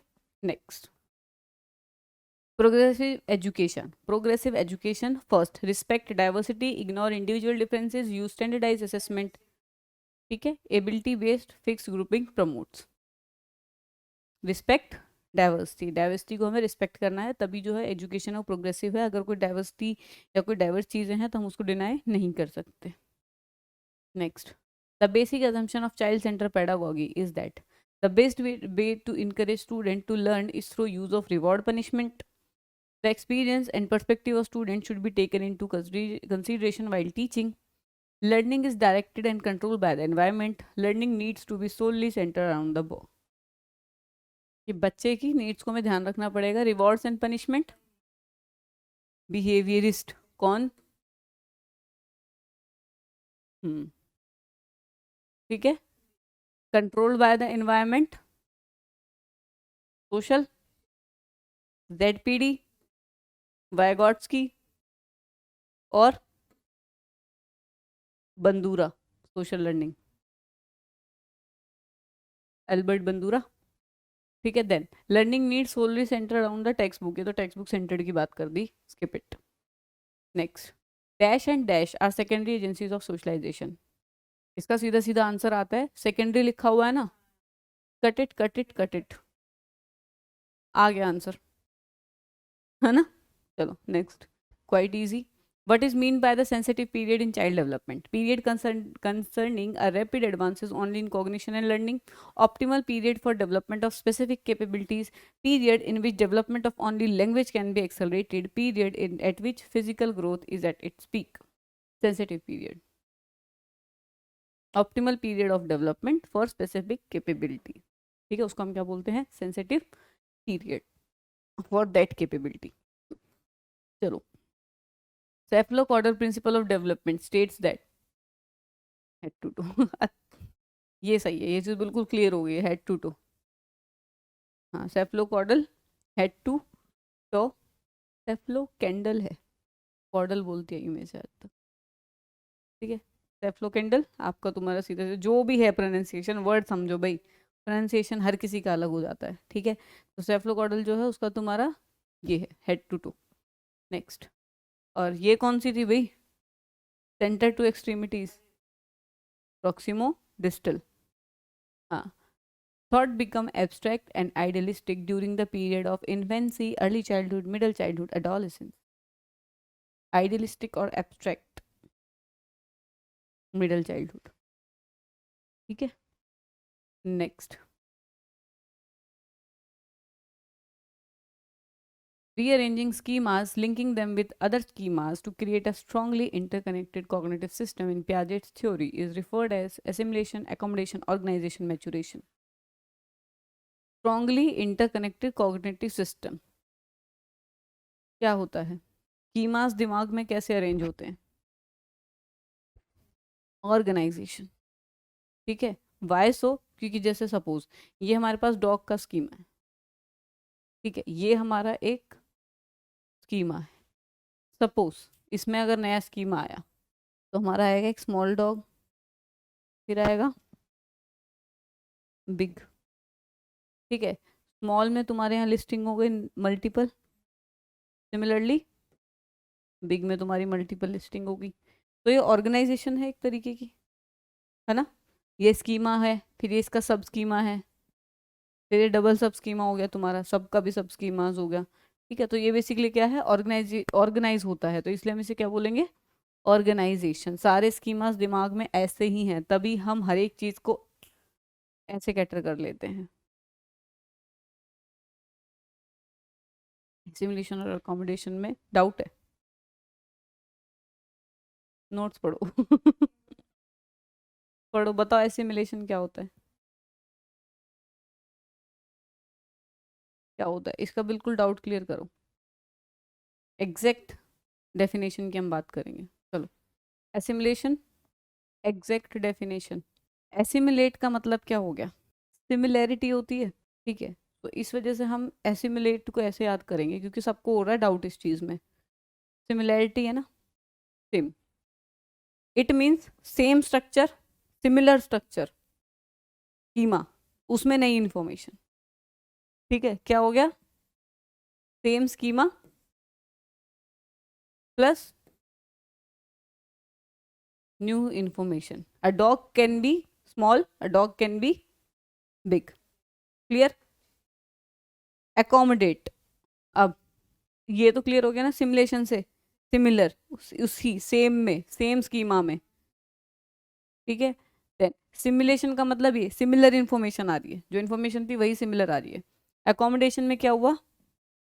डिफरेंट स्ट्रक्चर, अल्ट्रेशन इसे हम बोल सकते हैं। क्या बोलेंगे? Alteration of schema, new information. हाँ, जैसे हमें ये पता चल गया कि पहले डॉग का पता चला, डॉग एक स्कीमा है, उसमें सब स्कीमा जब आ गया तो सब स्कीमा क्या आ गया? एसिमुलेट हो गया कि dog can be big and small. अगर हमने डॉग की जगह एक नया स्कीमा बना लिया, that is cat, that is accommodation, ठीक है। घर में किसी को जगह देते हो उसे ये बोलते हो ना, अकोमोडेट कर लो। तो घर is your brain and that person is new schema, that is accommodation, clear है। अब कोई डाउट होगा इसमें? क्योंकि इस दो में बहुत ज्यादा कंफ्यूज होने लग गए हैं। सिमिलर, इसीलिए मैंने अभी ना बड़ी ध्यान से सोच के बताया कि इसको बताऊं क्या, ठीक है। अब नहीं होना चाहिए गलत। सिमिलर मतलब सेम स्कीमा, किसी ने गलत लगाया मैं इसके -2 में अपनी तरफ से नेगेटिव मार्किंग भी लगाऊंगी अब। चलो next. Children in dash stage can solve problem mentally, but the problem themselves have to be related to materials and not to symbols. Formal, concrete, sensory motor, pre-operational. Solve भी हो रही है, पहली बात तो प्रॉब्लम सॉल्व भी हो रही है। दूसरी बात, related to material and not to symbols. तो कौन सी है? हाइपोथेटिको डिडक्टिव होता तो लॉजिकल हो जाता तो, सिंबॉलिक हो जाता तो, यही डिफरेंस है। उन्होंने बोला नॉट सिंबल्स, मटेरियल सिर्फ। चलो आगे चलते। Socio constructivist theory consider the child as a blank slate, a passive recipients of knowledge, active beings involved in creation of knowledge, miniature adults. Yes, socio constructivist, active beings, creation of knowledge. Blank state कौन बोलता है? Behaviourist. किन्होंने बोला है? John लोके। तबुला रासा। आया होगा blank. ठीक है, tabula rasa basically which says blank slate, कि बच्चे जो हैं वो क्या है, एक ब्लैंक स्लेट हैं, उन पे जो चाहो वो लिख दो। उन्होंने मतलब ये चीज बोल दी थी कि तुम मुझे एक बच्चा दो, I can make him a terrorist, I can make him a saint, regardless of innate capabilities. चलो, passive recipients rote, miniature adults, बच्चे का और उसका होता है कुछ सेम? नहीं, बच्चा और वो फर्क होता है बच्चे में और बड़े में। चलो, तो एक्टिवली बीइंग जो तुम्हारा involved in the creation of knowledge. Next, encouraging dialogue among the student and providing scaffolding are example of creating the zone of proximal development, conditioning of response, positive reinforcement, transfer of learning। मेरे को question तो बोलने दिया करो। ठीक है, अभी ये वाला कुछ ज्यादा क्लियर हो गए हैं। ठीक है, तो सीधा सीधा ZPD आंसर है, अच्छी बात है, पर वहां पे क्वेश्चन पूरा पढ़ लेना। ठीक है, वहां पे क्वेश्चन पूरा पढ़ के आंसर करना, कहीं पता चला एंड में उन्होंने क्वेश्चन घुमा रखा हो, तुम पहले जोन ऑफ फ्लेक्सिबल डेवलपमेंट वो लिखो, which one of the following is not scaffolding. तुमने नॉट नहीं पढ़ा, सिर्फ स्कैफोल्डिंग पढ़ के जोन ऑफ फ्लेक्सिबल डेवलपमेंट। तो क्वेश्चन पढ़ना जरूरी है। ठीक है, next, who propose the new knowledge is constructed in a zone between what the child knows and what she is capable of knowing with the support, zone of proximal development। Jean पियाजे की theory, cognitive, कौन सी? Sensory motor, pre operational, concrete, abstract, formal, जो भी है। ठीक है, देन हॉवर्ड गार्डनर, मल्टीपल इंटेलिजेंसेस, कितने? 8। 7 किसने दिए थे? 7 primary mental abilities, 7 primary mental abilities was given by the Thurstone. Theories याद कर लो, क्वेश्चन आ सकते हैं। अब थ्योरीज याद करवाना मेरा काम नहीं है, समझाना था, मैंने समझाया है, वीडियोस देख लो। नेक्स्ट, इवान पावलोव कौन है? क्या दिया था? है कौन? क्या दिया था? Classical conditioning. ठीक है, स्टिमुलस रिस्पॉन्स, वो डॉग वाला याद करो, जो डॉग वाला एक्सपेरिमेंट था। Next, which of these situation is illustrative of a child center classroom? A class in which the students are sitting in groups and teacher takes turns to go to each group. A class in which behavior of student is governed by reward and punishment and the teacher would give them. A class in which the teacher dictates the student and asks to memorize the notes. A class in which students do whatever they want while the teacher watches them silently. First, क्यों? क्योंकि यहाँ पे बच्चों को भी free hand मिल रहा है और टीचर उनको फैसिलिटेट कर रही है ध्यान से। Reward, punishment, behaviourist, memorise, rote learning. मैं बार बार ये चीज इसलिए बोलती हूँ क्योंकि वहां पे अगर स्टेटमेंट पढ़ो तो तुम्हें भी पता हो। मोस्ट ऑफ द टाइम क्या होता है कि जो पता होता है उससे आंसर निकल जाता है, रादर देन जो चीज नहीं पता। अगर कोई स्टेटमेंट ऐसे घुमा के दी हुई है, सपोज कोई स्टेटमेंट अगर थोड़ी टर्न करके दी हुई है, यू नो 3 ऑफ देम, तो तुम्हें पता होगा यही सच है, उसे तुम 2 बार पढ़ लोगे, हो सकता है तुम उसका मीनिंग निकाल लो वहां। ठीक है, 3 घंटे और 150 क्वेश्चन, बहुत टाइम है। और वो भी जीएस के क्वेश्चन या इसके क्वेश्चन जो तुम्हारा बेसिकली क्या है, अप्लाइड है, तुम्हें कुछ इसमें सॉल्व नहीं करना। मैथ्स का होता तो हम बोलते कि अरे 150 क्वेश्चन, फिर भी 3 घंटे बहुत हैं। 2 मिनट तुम्हें एक क्वेश्चन के लिए मिल रहा है विदाउट नेगेटिव मार्किंग। तो हमेशा जब एक क्वेश्चन को सॉल्व करो तो एक तो सेकंड थॉट रख के करना। ठीक है, second thought in the sense कि ये सही है, ठीक है, और पेपर से 15 मिनट पहले पेपर खत्म होना चाहिए, बल्कि आधा घंटा पहले कर लो।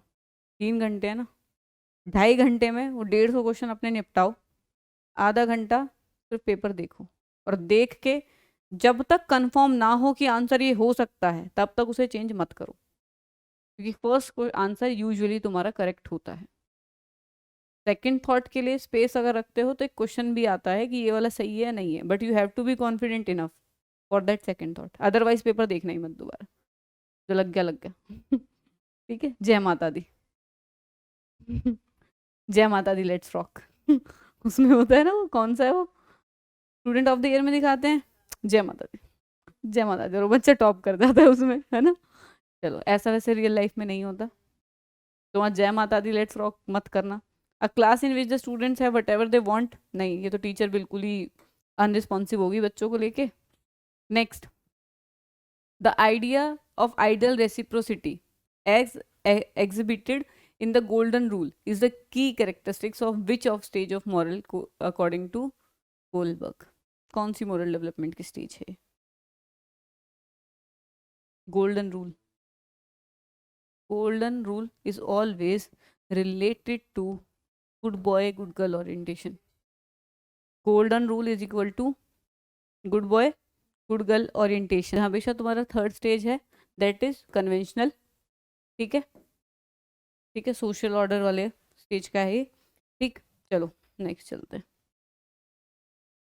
Then intelligence, basically social order in the sense, social order नहीं, इट मीन्स कि conventional, conventional is always related to society. यहाँ पे गुड बॉय गुड गर्ल किसके एस्पेक्ट्स हम देख रहे हैं? सोसाइटी के हिसाब से। ठीक है, चलो next, intelligence is dash according to Howard Gardner. हाँ, ठीक है, सेवरल डिस्टिंक्ट एबिलिटीज, कुछ ज्यादा ही याद हो गए तुम्हें ये तीन चार चीजें तो, है ना। चलो next, assertion, teacher should follow standardized curriculum, pedagogy and methods of assessment. Reason, educational system should ignore the dismiss individual differences among the children. ठीक है, यहाँ पे दोनों फॉल्स क्यों है? रीजन बीइंग कि देखो, पहली बात तो हम रीजन असर्शन सॉल्व करना सीखते हैं। ठीक है, पहले हम पढ़ेंगे teacher should follow the standardise curriculum, pedagogy and method of assessment. बिल्कुल स्टैंडर्डाइज नहीं, थोड़ा बहुत हमें फ्लेक्सिबल यूज करना पड़ता है।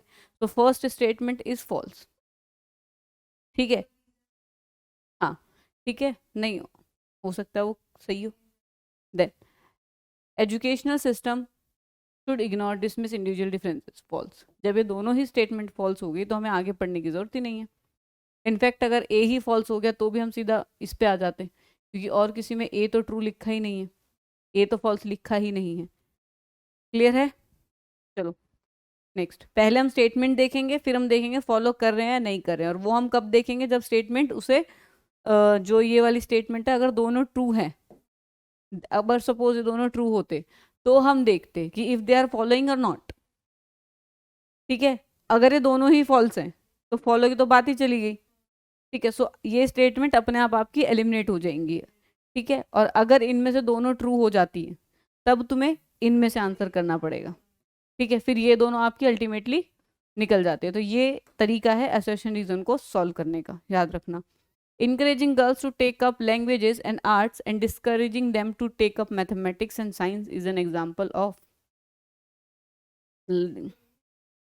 ठीक है, डिस्क्रिमिनेशन। क्यों? क्योंकि जेंडर की तरफ क्या हो रहा है?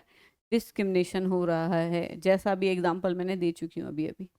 ठीक है, चलो next, which of the following statement correctly describe the relationship between language and thought as per the socio constructivist perspective?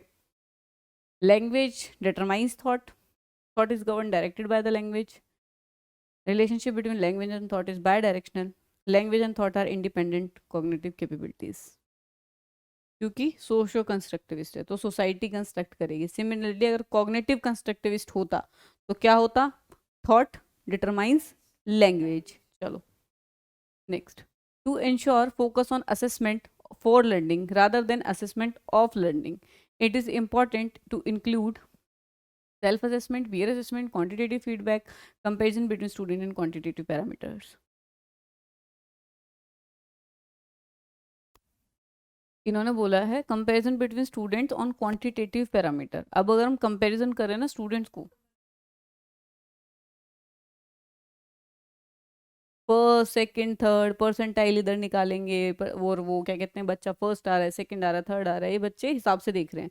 और ये हम कब कर रहे हैं? समेटिव असेसमेंट में कर रहे हैं।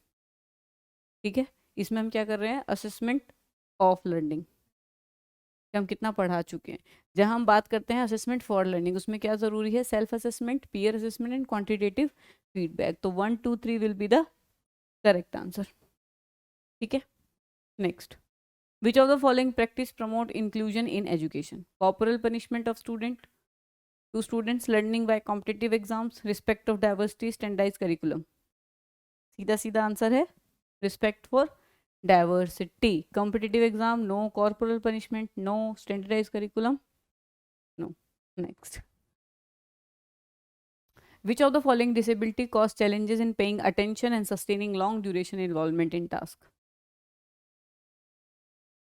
Attention deficit hyperactivity syndrome, dysgraphia, dyslexia, visual impairment,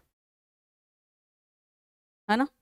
attention का सीधा सीधा attention deficit hyper activity syndrome, वो बच्चा बैठ भी नहीं सकता और वो अटेंशन भी नहीं करेगा, अटेंड ही नहीं करेगा, अटेंटिव नहीं होगा basically. Then dysgraphia is a reading graph, dyslexia is about language comprehension and visual impairment is about visual। ठीक है, next, in class learner from various linguistic identities a teacher should practice multilingualism, segregation, labeling, stereotyping। ठीक है, क्योंकि various linguistic identities हैं, इस वजह से teacher को मल्टीलिंग्वलिज्म करना पड़ेगा। न्यू एजुकेशन पॉलिसी के हिसाब से भी 3 लैंग्वेज वाली आ गई है अपनी, ठीक है, जिसमें English, Hindi plus your regional language. ठीक है, इसी रीजन से आई है क्योंकि अपनी लैंग्वेज में बच्चा ज़्यादा सीखता है। सेग्रीगेशन लीड्स टू डिस्क्रिमिनेशन, ठीक है, और grouping. Then labelling again discrimination, stereotyping again, तीनों ही नहीं कर सकते हम क्लास में, ना सेग्रीगेट कर सकते हैं, ना लेबल कर सकते हैं, और ना हम स्टीरियोटाइपिंग कर सकते हैं। Next, use of multimedia for communication will help inclusion of student with intellectual difficulties, student with giftedness, student with autism, student with dyslexia। Multimedia हर एक के लिए यूज कर सकते हैं, सीधा सीधा आंसर ये है, मल्टीमीडिया हर एक के लिए यूज हो सकता है। It will always increase the effectiveness, gifted के लिए भी हो सकता है। It will always enhance the understanding in the students, that's why multimedia हर एक में क्या करता है, इनहेंस करता है, तो इसलिए हर जगह पे यूज हो सकता है। Next, which of the following is correctly match pair of appropriate accommodation strategy for inclusion of students with specific disability? Dyscalculia, prohibition of use of calculator, dyslexia, giving long essay to be written, visual impairment, providing read to text software, autism, increasing visual overload। appropriate accommodation की बात की है, visual impairment वालों को अगर हम provide to text देंगे, yes. Dyscalculia वालों को कैलकुलेशन भी मत यूज करने दो, कैलकुलेटर भी हटा दो, उनका कोई मतलब है, वो वैसे ही कैलकुलेट नहीं कर पा रहे, उन्हें आप और ज़्यादा दिक्कत कर रहे हो, डिस्क्रिमिनेट कर रहे हो, तो हम उन्हें कैलकुलेटर का यूज़ इनफैक्ट करने देंगे। डिसलेक्सिया, गिविंग लॉन्ग एसेज, वो ऑलरेडी लैंग्वेज कॉम्प्रीहेंड नहीं कर पा रहे भाई। ऑटिज्म, इंक्रीजिंग विजुअल ओवरलोड, नहीं, वो ऑटिज्म क्या होता है, इंटेलेक्चुअल डेफिशिएंसी होती है, वो बच्चा नहीं कर पाता जो चीज़ें उसको दिखती हैं उनके ऊपर कंसंट्रेट, तो उसे विजुअली अगर आप ओवरलोड कर दोगे तो और ज़्यादा उसे दिक्कत होगी। ठीक है, सो विजुअल इम्पेयरमेंट के लिए हम क्या प्रोवाइड करेंगे, read to text software which is a positive way of accommodating. Next, which of the following is not, does not facilitate students thinking? Active involvement, meaningful activity, passive listening, social participation. Does not facilitate, याद रखना, हाँ, passive listening, उससे सुनने से कुछ facilitate नहीं होगा understanding का, ठीक है, ना स्टूडेंट की थिंकिंग अच्छी बनेगी। एक्टिव इन्वॉल्वमेंट से बनेगी, मीनिंगफुल एक्टिविटीज से बनेगी, और सोशल पार्टिसिपेशन से बनेगी। Next, dash opportunities of hands on activities likely to dash learning among the student. Answer करना सीखाऊं इसका? हाँ, चलो देखो, पहली बात इन्होंने क्या बोला, dash opportunities of hands on activities is likely to dash learning among the student. ठीक है, डैश लर्निंग, अब पहली बात है हम यूज करेंगे, देख, फैसिलिटेटिंग, अगर हमने फैसिलिटेटिंग यहाँ यूज करा, opportunities on hands activities is likely to improve among the student, हो गया आंसर। लेकिन अगर हम यहाँ अवॉइडिंग यूज कर देते तो इम्प्रूव होती, नहीं होती। प्रेजेंटिंग से स्टेगनेट होती, नहीं होती। प्रिवेंटिंग से इन्हेंस होती, नहीं होती। पहली बात तो ये दोनों जो है नेगेटिव आपस में, ये दोनों भी नेगेटिवली कोरिलेटेड, ये दोनों भी नेगेटिवली कोरिलेटेड, ये दोनों चीज़ है जो तुम्हारी पॉजिटिवली कोरिलेटेड है। हाँ, तो दोनों पॉजिटिव चीज़ें हैं, ठीक है, तो इस वजह से चलो नेक्स्ट, अगर यहाँ पे कहीं पे नॉट लिखा होता तो हम पॉजिटिव नेगेटिव देख लेते, ठीक है। Next, which of the following is correct in context of learning? Student learn best when they participate in activities that are related to their context. Student learn best when they participate in activities that are not related to their context. Student learn best when they participate in the meaningless activities. Student learn best when they participate in mechanical activities. Yes, क्योंकि अगर उनके context में learning अगर आप पढ़ाओगे तो student ज़्यादा अच्छे से पढ़ते हैं, इसी वजह से हम कंटेक्चुअल एग्जाम्पल्स और कंटेक्चुअल लर्निंग की बात करते हैं। चलो next, while introducing a new topic, teacher should ask option which are from the domains completely unfamiliar to the student, are much beyond their cognitive skills, is not in relation with the topic to be taught, relates to the topic to be studied with what student already know. Yes. कि जो उस topic में और जो teacher बच्चों को पता है उसमें जो सिमिलर है, लाइक आई टोल्ड यू, मतलब sorry, I ask you regarding the questions which you already know. ऐसा तो नहीं है ना मैं कोई नई थ्योरी उठा के और उसका कह देती हूँ बताओ बताओ, नहीं ना, जो पता होता है उसी का पूछा जाता है ताकि बच्चे इनकरेज हों, बच्चों को खुद को लेके मोटिवेशन आए, इंटरनली बच्चा मोटिवेट हो। अगर बच्चे के डाउट्स को इनकरेज करोगे, सॉरी डिस्करेज करोगे, या बच्चों को ऐसे क्वेश्चन नहीं पूछे जाएंगे या फिर सपोज अनफेमिलियर क्वेश्चन पूछ लिए जाएंगे तो बच्चा डीमोटिवेट होता है। You should never show the child कि तुम्हें कुछ नहीं आता या यू डोंट नो एनीथिंग, वो कभी हम दिखाते ही नहीं है, क्योंकि ऑब्वियसली एक टीचर की और स्टूडेंट की नॉलेज में हमेशा गैप होता है। That's why the teacher is teacher and the student is student, ठीक है। We try to teach them, ठीक है, वी ट्राई टू क्या, वी टीच देम, बट हम उन्हें एक अपर हैंड हमेशा देते हैं दैट यू नो थिंग्स। उसको डिस्करेज करोगे तो बच्चा क्लास में आना भी बंद कर सकता है, ठीक है, तो वो चीज़ें। नेक्स्ट हाँ next 193, socio cultural context of student has a minimal role in learning process, has no role in learning process, plays a significant role in learning process, should be ignored in the learning process.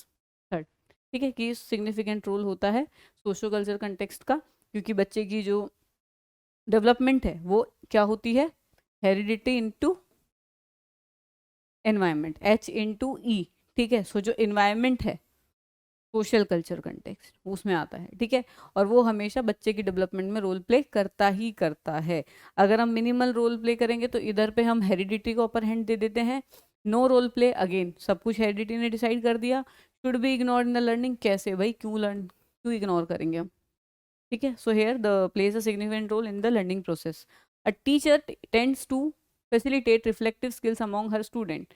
This can be done by asking student to copy the content written on the board, encouraging student to ask themselves question about their understanding, giving a passage to the student for rote memorization, shaping the student's behavior using stimulus response association. Question पूछेंगे उनके understanding के regarding, ठीक है। Ask themselves question about their understanding, जो भी उन्हें समझ आ रहा है। Content written on the board, rote learning, rote learning, ठीक है, ये भी क्या है, रोट लर्निंग है। तो shaping the student behaviour using stimulus response क्या है, इवान पेवलव, कौन सा, क्लासिकल कंडीशनिंग, याद रख लेना, stimulus response. Next, a teacher should discourage student to identify their errors, ignore misconceptions carried by the student, strengthen students misconceptions, scaffold students to correct their error themselves, ठीक है। बच्चों के साथ उनको हेल्प करो कि अपनी दिक्कतों को वो समझे, जैसे कि मैं भी तुम्हें बोलती हूँ कि जो जो क्वेश्चन गलत है ना उसमें अब तुम्हें रोल प्ले करना है, बाकी तुम्हारा हो गया है। इफ़ यू आर स्कोरिंग 25, तुम्हारे 25 तैयार हैं, वो 5 तैयार कर लो, ठीक है। It is a positive thing. 20 number आ रहे हैं सीडीपी में, 20 रेडी हो चुके हैं, वो जो जिससे वो बचे हुए 8 आए हुए हैं ना वो टैकल कर लो, बस अब वो पोर्शन कर लो। Same goes for GS, same goes for every other subject, जो हो गया वो तो आ गया, बस ये चीज़ देख लेना कि उसमें से कोई भी एक तुक्का ना हो। अगर वो तुक्के से सही है तो वो भी तुम्हें नहीं आता है, then you have to read that as well. खुद से और किसी से नहीं, बस खुद से लॉयल्टी रखो, पढ़ने के मामले में हो जाती हैं चीज़ें। चलो next, a student is feeling, student is feeling very nervous, ठीक है, feeling very nervous and having high anxiety before the exam. His emotional state is likely to cause internal motivation in performance, have no impact on his performance in exam, improve his performance in exam, negatively impact his performance. High anxiety, anxiety is high even though Yerkes रॉडसन का law समझाया था motivation वाला कि optimum level of arousal is needed for the best performance. ठीक है, अब उसके बाद भी अगर हाई एंजाइटी है तो ये क्या है, ऑप्टिमम लेवल नहीं है, अराउजल हाई है जितना चाहिए था उससे। क्लियर है? तो यहाँ पे क्या होगा, परफॉर्मेंस अच्छी नहीं होगी, टेंशन थोड़ी अच्छी है, एंजाइटी में बच्चा नर्वस होकर पेपर बिगाड़ के आया है। मैं भी करके आई हूँ, एक दो बार पेपर बिगाड़ के आई हूँ ऐसे। नहीं आती भैया, ऐसे रैंक नहीं आती, जब स्टेबल होके जाओगे ना तभी आती है। और जिस पेपर में मेरी रैंक आई है वो पेपर मैंने ऐसी हालत में दिया ना, मैंने मेडिसिन ले लेके दिया है वो पेपर, इतनी तबीयत खराब थी मेरी। पर मेरा जो लेवल ऑफ अराउजल था वो ऐसा था कि ठीक है कर देते हैं। उस दिन मैं शांत थी, स्टिल मैं उसमें से क्वेश्चन दो चार जो थे वो जान बूझ के गलत करके आई थी ओवर थिंकिंग में। बिकॉज मेरे पे टाइम था तो मैं सेकंड ऑप्शन दे रही थी, तो मैं रैंक और सुधार सकती थी, और मेरे और टॉपर के मार्क्स में 10 नंबर का फर्क था। अगर मेरा कोई एक आधा क्वेश्चन, दो क्वेश्चन भी उसमें से ठीक हो जाते, मेरी रैंक मिनिमम टू मिनिमम 40 से 50 ऊपर जाती। ठीक है, चलो नेक्स्ट। तो नेगेटिवली इम्पैक्ट होता है परफॉर्मेंस पे। Which of the following is correctly matched pair of source of motivation and the type of motivation? Curiosity intrinsic है, appreciation from peer intrinsic है, praise of teacher intrinsic, trophy in match intrinsic। कौन सा सही है, कौन सी intrinsic है इनमें से बेसिकली? हाँ, क्यूरियोसिटी इंट्रिंसिक है, बाकी सारी एक्सटर्नल है। ठीक है, एक्स एक्स एक्स। चलो भाई next. Which of the following does not facilitate, will not facilitate understanding of a concept? किससे स्टूडेंट के कॉन्सेप्ट्स की फैसिलिटेशन नहीं होगी, अंडरस्टैंडिंग ऑफ कॉन्सेप्ट्स की? First one is asking students to copy the answer from the notes given by the teacher, asking students to explain the concept in the other own words, asking students to frame principle from specific example, asking students to generate analogies between different conditions. ठीक है, asking student to copy the answers not given by the teacher, rote learning. ठीक है, student explain the concept in own word, again enhance कर रहे हैं हम learning को और अंडरस्टैंडिंग को, स्पेसिफिक एग्जांपल्स देके, yes. Then generating analogies, yes, a type of problem solving. Then complete the sentence, और ये हम 199 क्वेश्चन पे आ गए हैं। 200 क्वेश्चन कंप्लीट, और 200 में से अब कुछ ऐसा टॉपिक नहीं बचता जो तुम्हारा ना टैकल हो सके। टू बी वेरी एग्जैक्ट 200 भी इनफ है, 200 इज मोर देन सफिशिएंट। चलो, complete the sentence with appropriate option. We use interdisciplinary approach in teaching of social sciences to dash. Ensure that syllabus is completed, enable learning with the boundaries of discipline, illustrate the interconnection and interdependence between the discipline, make class more lively and engaging. Yes, ताकि बच्चों को interdependence समझ में आए कि क्या क्या चीज़ कहाँ कहाँ पे रिलेट कर रही है। ठीक है, पॉल साइंस हम पढ़ाते हैं, रिसोर्सेज किसके अंडर आएंगे, ये सब किसके अंडर आएंगे। ठीक है, अगर हम बात करते हैं अब वो जो रिसोर्सेज हैं वो रिसोर्सेज किसके हैं? रिसोर्सेज ज्योग्राफी का पार्ट है।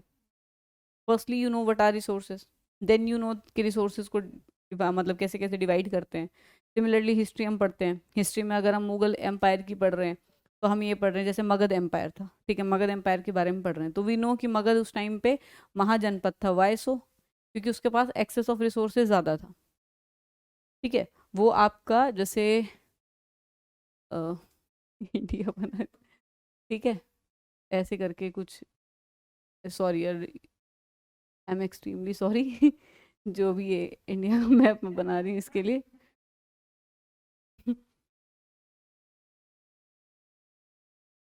अब तो ठीक है, थोड़ा ऐसे ही कुछ है। ठीक है, तो ये वाला जो एरिया है that comes under the Magadh उस टाइम पे। तो इधर छोटा नागपुर प्लेट्यू है, तो उसमें सबसे ज़्यादा रिसोर्सेज थे किसके, तुम्हारे आयरन वगैरह के, और आज भी वहीं से सबसे ज़्यादा आयरन माइंस और ये सब हैं। ठीक है, सो वो रिसोर्सेज थे, तो उनके पास क्या कहते हैं वो इक्विपमेंट्स अच्छे से बना लेते थे। सिमिलरली ये जो पूरा एरिया था जो इधर ही मैंने दिखाया था वो फॉरेस्ट वाला भी था, तो उनके पास हाथी वगैरह घोड़े वगैरह जो थे वो वहीं से पकड़ लेते थे। तो उनके पास आर्मरी भी अच्छी थी, प्लस उनके पास लोहे के भी ओर्स थे, तो वो क्या बना पा रहे थे, शस्त्र वगैरह बहुत सही वाले यूज़ कर रहे थे, वेपन्स वगैरह। That's why they were in supremacy. तो ये चीज़ देखो, कहीं ना कहीं political supremacy, history and related to geography, तीन सब्जेक्ट्स मिक्स। अगर किसी को पता होगा कि इधर छोटा नागपुर प्लेट्यू है तभी वो इस चीज़ का आंसर कर पाएगा कि एक्सेस ऑफ रिसोर्सेज उनके पास ज़्यादा था। अगर किसी की ज्योग्राफी ही क्लियर नहीं है तो वो how can the person will answer in history regarding this, ठीक है, क्या एक्सेशन हुआ, कहाँ पे उनकी लोकेशन थी, कोई भी हिस्ट्री का अगर आप पढ़ते हैं तो वो चीज़ उसमें ज़्यादा इंपॉर्टेंट हो जाती है कि वो जो पर्टिकुलर है वो कहाँ पे स्थित है। अगर वो कोस्टल एरिया में है, इस वाले में, अगर वो तुम्हारे इस वाले एरिया पे है तो ऑब्वियसली उसके पास एक्सेस होगा किसका, सी का, द पर्सन कैन ट्रेड। और ऐसा होता भी है, जो पोर्ट वाली स्टेट्स होती हैं, जो तुम्हारा पोर्ट वाले, ये जो क्या कहते हैं, कोई भी सिविलाइजेशन होती है तो उसको एक बेनिफिट होता है for the sake of trade. चलो, सो इसलिए इंटरडिपेंडेंस जो है वो ज़रूरी है बताने के लिए, ठीक है, इसलिए हम इंटरडिसिप्लिनरी अप्रोच को यूज़ करते हैं। जैसे अभी मैंने हिस्ट्री, पॉल साइंस और ज्योग्राफी तीनों को पढ़ा, एक बता दिया इंटरलेट करके। Then which of the following is generally, last question, which of the following is generally given least importance while formulating a rubric to evaluate a project report? rubric is a kind of questionnaire, ठीक है, rubric ये word डाला ही इसलिए ताकि, क्योंकि उन्होंने पूछा हुआ है इस वर्ड में, ठीक है, इसलिए ये वर्ड मैंने इन किया सो दैट इसका मीनिंग याद रहे। रूब्रिक का मतलब questionnaire. Learning outcome, student participation, presentation, teacher guidance, क्या, हाँ, विच इज़ नॉट इम्पॉर्टेंट, ठीक है। सो यहाँ पे टीचर गाइडेंस आपकी इंपॉर्टेंट नहीं रहती। प्रेजेंटेशन किस तरीके से की है, क्योंकि हम सीधा टफ क्वेश्चन भी नहीं पूछते, इनिशियल से स्टार्ट करते हैं कम टफ से, फिर टफर की साइड जाते हैं। देन स्टूडेंट पार्टिसिपेशन, येस, कि स्टूडेंट ने कितने अच्छे तरीके से वो चीज़ पढ़ी है, वो सब हमें ध्यान में रखना पड़ेगा। लर्निंग आउटकम्स, येस, ठीक है, क्लियर है। तो कोई डाउट? तो आज हमारा टोटल जो है 200 MCQs का सेशन जो है ख़त्म हो गया है, और इसमें से मोस्टली आपके क्वेश्चन आने वाले हैं, 200 ही आपके ज़्यादा मेन हैं। बाकी मिलते हैं आपसे नेक्स्ट सेशन में, ठीक है, तब तक के लिए